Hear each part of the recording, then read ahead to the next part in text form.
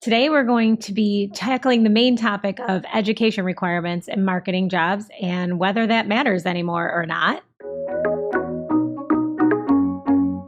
Hi, I'm jfecher. And I'm Maggie Humphrey. And you're listening to the Agency Scoop, where we're talking about business from an agency point of view. And our point of view, with some laughs along the way. Don't forget to subscribe and tune in every month for the latest scoop. What's going on with you, Maggie? Really nothing new. I've been enjoying these like spurts of warm summer weather we've been having in between the cold weeks. Just, typical Rochester or typical Rochester weather. But other than that, nothing new. The Buffalo office did make its way out to Rochester a few Fridays ago.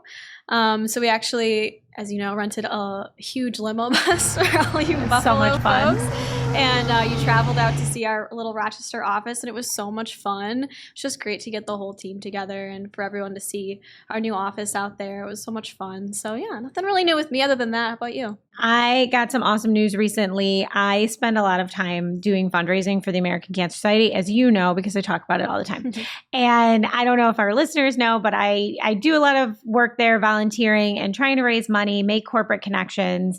And last year, I had a goal to raise $40,000 by my 40th birthday for the American Cancer Society, and I did not hit my goal, but I raised almost $24,000. That's just still amazing. Which was really cool, and it felt really good. And I recently found out that I was the number 2 fundraiser for this program in the United States last year, That's and I missed it by like $1,000. So that was disappointing, but it kind of set me on track for this year that I want to continue that work and see what else I can do. So if any of our listeners have a corporate connection, you want to sponsor something, or you just want to donate, hit me up, because the American Cancer Society does amazing work here and in all of our local communities. Congrats. That's super exciting. So I was really proud of myself. I got a little glass trophy, I guess you would say, one of those things that sits on your desk. Yeah. So I'm going to keep going, and you can't stop me. Well, what's happening in the news, Maggie? Well, I feel like AI is everywhere. Everyone's talking about it, and so many people have different opinions on it. So I wanted to chat about that just to start off today. I recently found an article from Marketing Dive, and there was a consumer study survey done by Dentsu, and it said that 70% of respondents said brands should disclose when AI is being used. I agree. Which is very interesting. I actually really love using ChatGPT. Like, from a marketing perspective, I've used it a lot lately.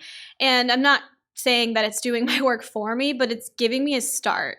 Like, I've been doing a lot of content writing, and of course helping me construct some emails. But from like a content writing perspective, I'll plug something into ChatGPT and it spits something out for me that's a good jumping off point. I'm not going to use it verbatim. I'm going to punch it up. I'm going to add to it and, make it really a good piece.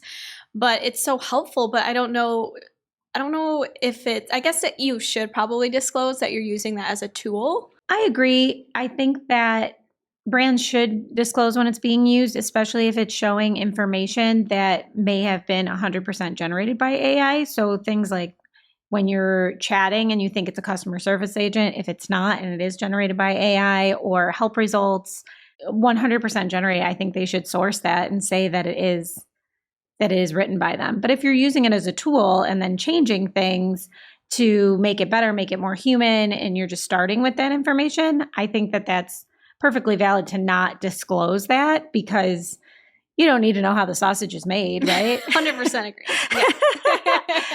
But I think I've actually gotten resumes submitted that say on the bottom, generated by AI. Really? And I don't understand if it's a real person applying that made their resume with AI. I don't know how they're doing it, but they do not get an interview with me when it says it on the bottom, because I think that is bizarre. How would AI know what your experience is, or how to best describe what you've done? Right. As a person. And I don't necessarily think it would be like cheating if you typed in all of your qualifications into like ChatGPT and it helped you like format and like punch up your bullet points on your resume, I think that's fine, right? It's just a tool at that point. Mhm. But that would definitely be misleading. Interestingly enough, a study conducted by Forbes Advisor said 76% of consumers are worried that AI might increase the spread of misinformation about a product, brand, or service.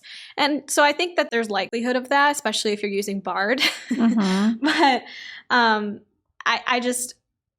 I think things need to be sourced. You know, if you're going to ChatGPT to look up information, if you're studying something and you're asking relevant questions, whatever they spit out for you, you need to include the sources there. So you can kind of fact check that. What was interesting as well is the difference between the generations and their take on AI, which I thought was really funny. So millennials and Gen Z show that they're the most enthusiastic about using AI. I think for Gen Z specifically, like using it in terms of college is probably a way to cheat the system, and it's easy for them, but probably not a great tool to use for that. But as far as millennials go, speaking for myself, I'm kind of in between the two generations. But like I said, I love using it for work. But boomers are actually only at a 12% favorable for AI, which I kind of get it, but I can see that. I think that AI will lead to a lot more websites being printed out by my parents and people of their generation, because I could see them being like, well, I saw this online and I'm going to print it so that when I go to the store, if they tell me it's wrong, I'm going to have it right here, you know, or like there's still the people that print out the directions instead of just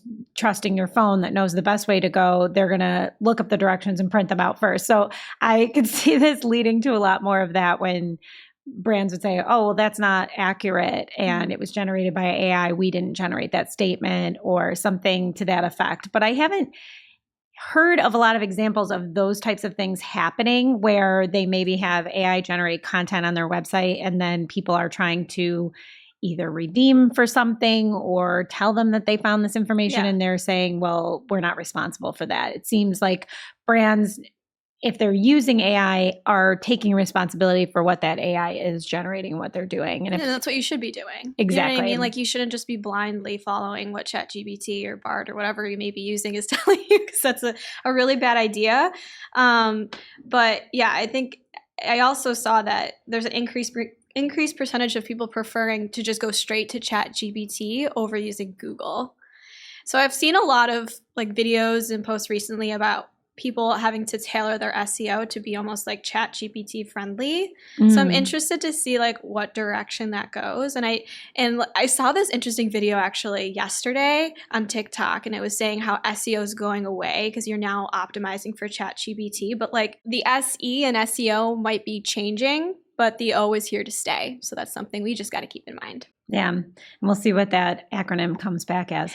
I just thought of a really good use case for ChatGPT because my 4-year-old toddler tyrant is always telling me what songs to play in the car and telling me to ask Siri.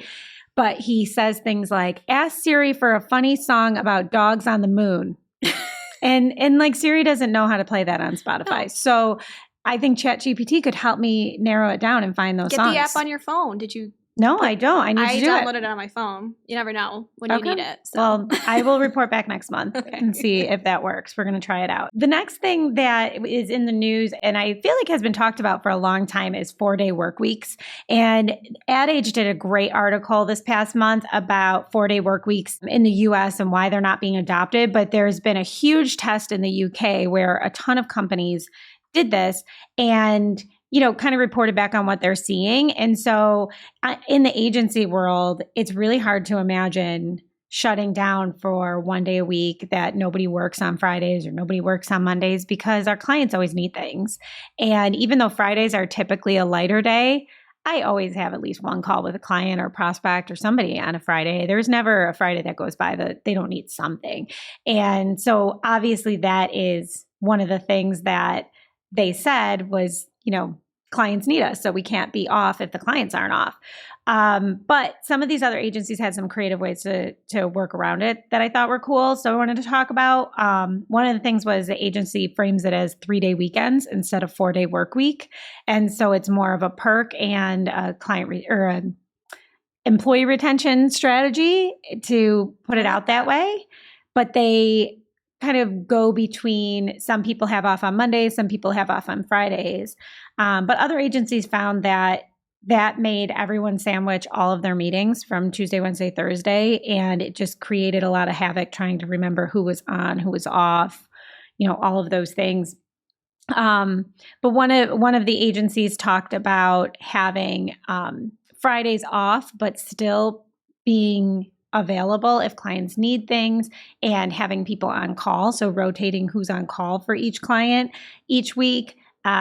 And you still have off, but you're kind of available if they need you. Email a little bit or something. Yeah. And saying that even in doing that, they were able to retain a lot more people during the Great Resignation and keep a lot of people as people were quitting their jobs and not coming back to work or getting other jobs. They were able to retain a lot of people. And they said about 30% of people still logged in and did work on Fridays, but it was on their terms, on their time. They can kind of make their own schedule for that day. Yeah. So I thought that was really interesting. And we do something called First Fridays, where the first Friday of every month we go out to lunch and then take the rest of the day off. And we tell people if they don't want to go out to lunch, they don't have to. They can just take the half day. And we have that kind of flexibility here. And sometimes we move that day around based on what's going on at the agency. But I think people appreciate that when you have a little bit of extra time that you don't have to spend your PTO on. What's your take on it? What are your thoughts? On 4-day work week? I want to know. Maybe I'm old school. I can't imagine doing that, but sometimes I fantasize about having a day off when like my kids are still at school and like no one else is home. So maybe this is the answer. Yeah. See, I think it could be great. I with everything that happened with the pandemic, people's minds shifted and people are no longer living to work, is the saying, right? Yeah. I think people want, quote, me time these days. That's important. That's valuable to them. And they're looking for companies that have that value. And it's why I think all these studies have proven out that it's been positive.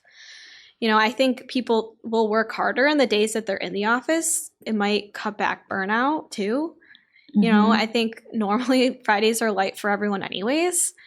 And I mean, Thursdays are some of my busiest days of the week. Normally, it's usually when I have all my calls. And if I have to sign on a Friday for a little while to catch up and get me ready for the next week, I'm fine with that. So I don't know. I think it's interesting. And I just think, of course, corporate America is so like against it for the most part. But I see positives in it. Yeah. Well, I always talk about how when I first started my career, the agency that I worked at was very much, you were there at 8. You did not leave before 5. If you had a doctor's appointment at 4 o'clock, you took a half day. You had to take your PTO and personal time around those types of things. And now the work world is so different where, if I have a dentist appointment at 9 in the morning, I just come in at 10 after it's done, or I leave early and go to an appointment and I make up my work elsewhere because I'm a responsible adult. So I'm doing my work that needs to be done. And it's not about the hours that you're in the building working. And so we have so much of that flexibility now, which I think in the past 20 years has evolved so much, which is awesome. But I still, to me, I can't wrap my head around if the clients are working 5 days a week. It would have to be a full cultural shift where everyone's working 4 days a week. But then Friday just becomes the busiest day of the week to do your appointments and all of those things. Yes and no. I think it definitely depends on who your clients are and what you're doing. I mean, for the most part, I feel like our culture here at Cypress North, we're pretty flexible. We're not micromanagers. We trust the people that work with us, which is how it should be. And of course, there are situations out there where someone might not have that option, where they have a very demanding client, and making that type of risk would kind of cause a lot of issues. But I don't know. I kind of feel like, hey, this is what it is. We work Monday through Thursday and we're not here on Friday, so we'll get back to you on Monday. Like I would just am like curious like what clients would say if we did that. So one other thing that I think was pretty interesting, and it was almost a throwaway in the article, they just mentioned it very briefly at the end, but I would love to hear more thoughts on it and what these agencies are doing, is the compensation. So if you are trying to get into more of a pay for performance model with your clients, then it doesn't matter how many hours you work, what you're doing. I always try to create scopes of work where it's not just based on hours. We're always looking at hours as a measure of if we're profitable or not, like how much time and resources do we put into something. But I love the value-based pricing of saying this is worth X amount to you.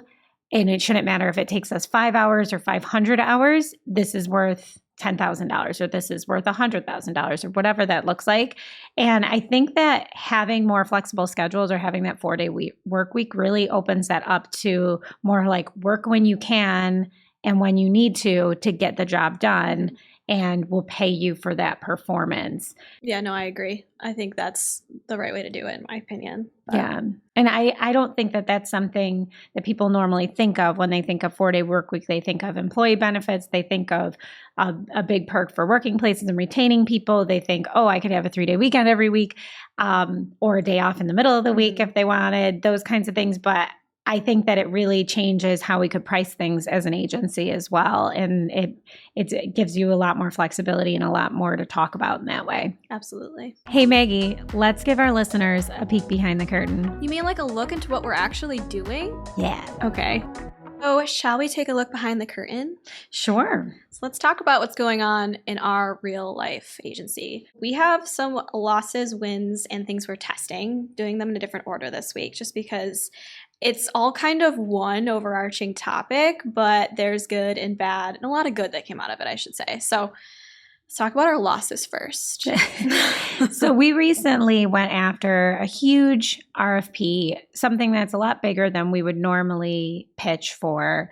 And at first it was really scary. And we said, let's try, let's go for it. If not now, then when, right? Mm-hmm. So we went for it. And that was in itself something that we were not necessarily testing, but just trying something new and really going beyond our comfort zone. And so we went after it. We really dedicated a lot of resources to this pitch, to doing what we thought was right. And what we also did along the way in coming up with a plan of how we would service this business is we built out some capacity. We hired several people. We started training people, knowing that if we didn't get this, we would be able to get other things. And so we really focused on this one thing for a few months and worked it really hard, brought on new people, all of that. And unfortunately, we did not win. But that being said, we didn't win for the full business. But about a week later, they came calling and asking for project quotes for some of the business. So we did win in some ways, but we lost the bigger piece of business. But the good news there is that obviously we did still get some work out of it. And we've built out this capacity for the first time since I've been a part of the agency, a little over 3 years now. We have a lot of breathing room where we have a chance for our people to focus on results, continue to grow their skills and learn, provide more to our current clients, going above and beyond. We do all of those things and we fit all of those things in, but we're giving people a little bit of breathing room and giving them the opportunity to train some of our newer employees and grow them as well, so that we're ready for these new business opportunities. Which we have. Yes. Exactly. We've had a lot of, and I think it's interesting too, because the way the economy is heading, a lot of people are scared and cutting back their marketing budgets, which is true. Like, we're seeing that, but we've also seen a lot of new exciting opportunities coming in as well. So it's not, that's such a great sign for us anyways. And we have the people because we've been building them up. So a lot of good came out of it. Exactly. And I think we pride ourselves on not necessarily just zigging when everybody else is zagging, but doing something different and going against the grain. And when right now everyone's a little bit scared about the economy, everyone's cutting back. A lot of our clients are cutting staff, they're cutting media budgets, all of those things. But we know that we can come out of this and that we provide so much value to our clients that we continue to staff up for this piece of business, but also knowing that if we didn't get it, we would still be okay with this increase in staff, and we are. So I think that that's really great. And again, just saying we have a little space and capacity in the marketing team. So if you want a free audit of your ads accounts, if you want to talk to us about how we could help you, we're open. That's our pitch. And now it's the moment you've all been waiting for. It's time to get into the main scoop. The main topic today. So higher education and marketing positions. This is something that we talk a lot about internally. I know we've talked about it on the show quite a bit, that we have a really robust internship program.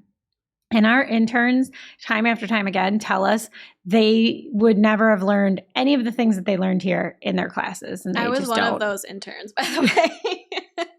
Yes.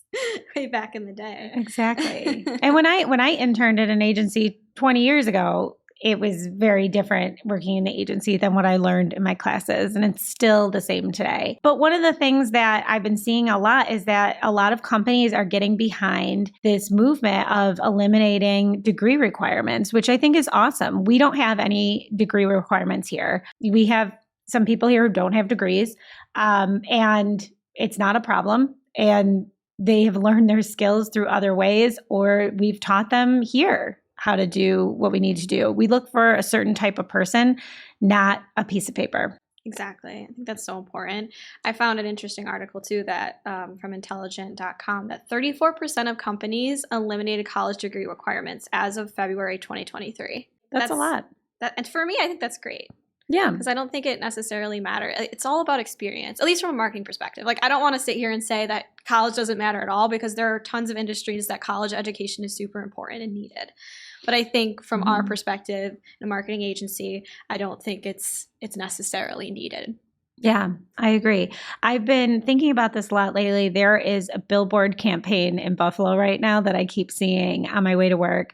It says, "Tear the paper ceiling." And it's this nonprofit that is going out there. They're partnering with corporations to say, get rid of your graduation requirements. They're creating a job board for people who do not have degrees but have experience, whether they've moved up through the ranks and into management at a different type of job, whether they've done certifications online, whether they're self-taught, whatever that may be. And they're calling them stars, and they're saying hire our stars, and they're saying skilled through alternative routes. So it's 50% of the US workforce that has gained these valuable skills that it equates to 70 million people that have done that without getting a bachelor's or a master's degree of any kind. And so I think that it's cool that there's this movement towards that, because for so long, I mean, my whole life, it's been, you're going to go to college. And neither of my parents went to college. Yeah. But they were like, you have to get good grades. You have to go to college. Yeah. All of you have to go to college.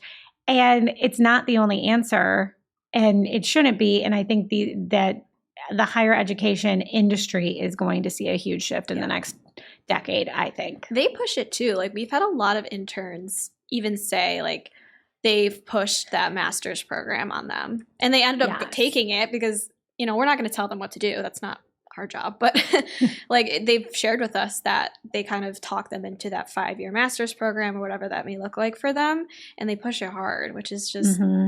Sometimes I get a little like, just because like it's so much money.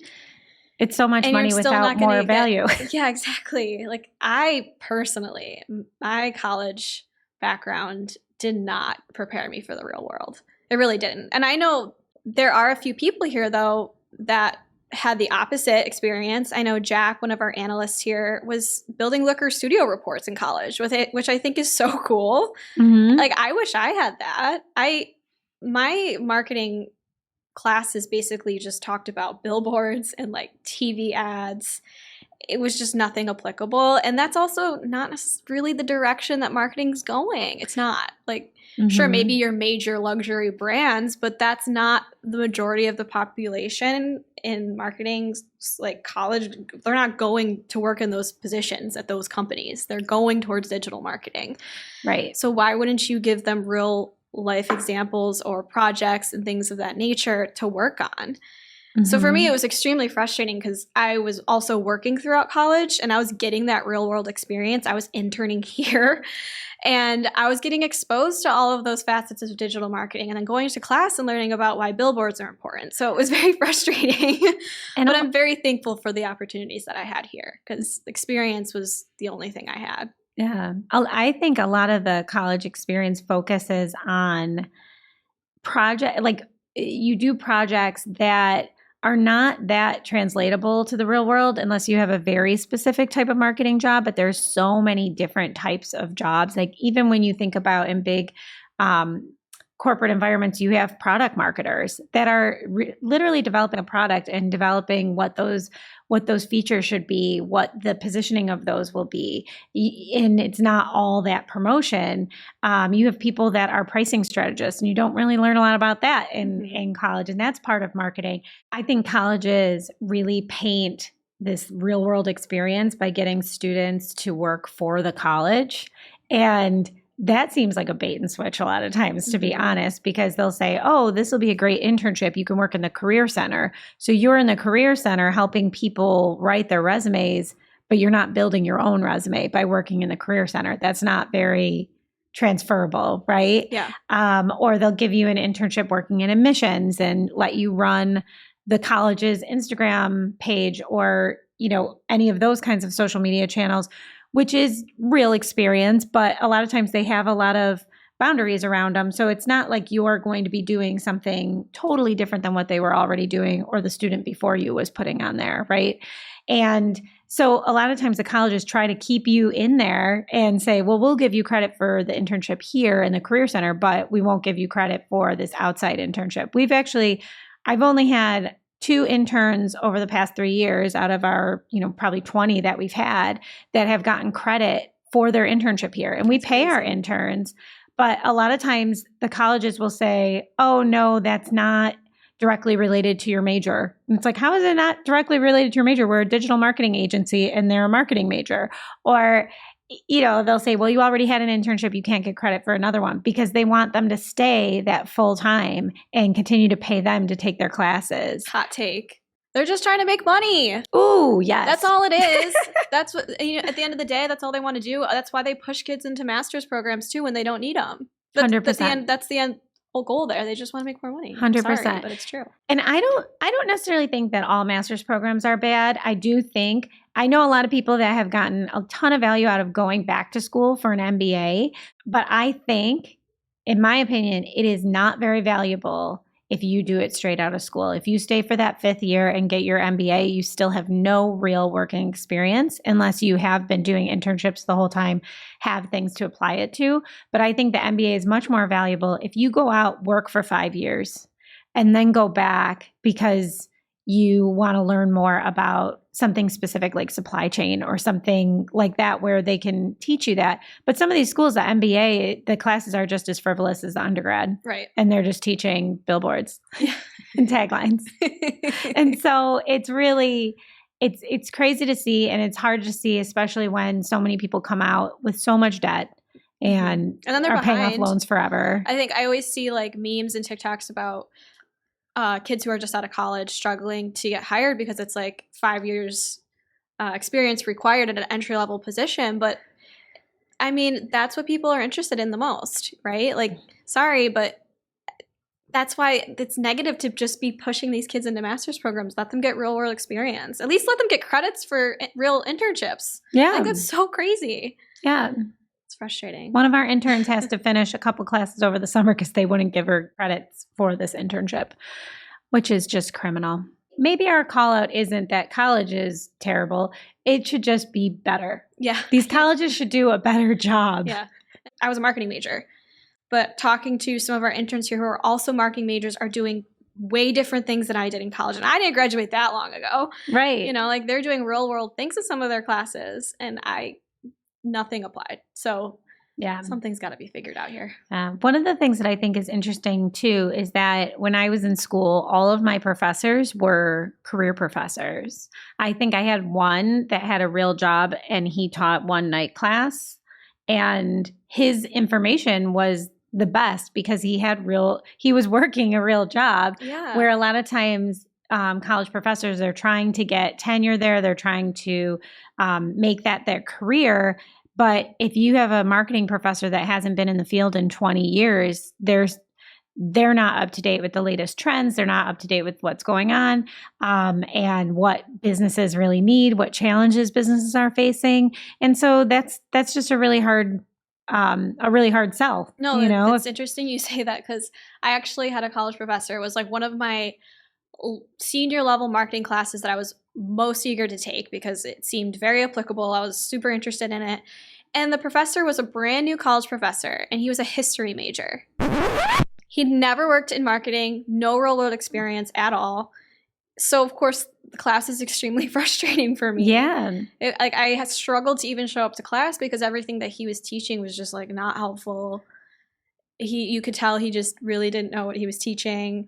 And I don't think you need to have a marketing degree or even a business degree to be great in marketing. We have a ton of folks here at Cypress North that didn't go to school for marketing and are amazing marketers. I just think you need that real world experience. So I think it's just so weird that there's professors teaching students that have no actual experience in these things. Right.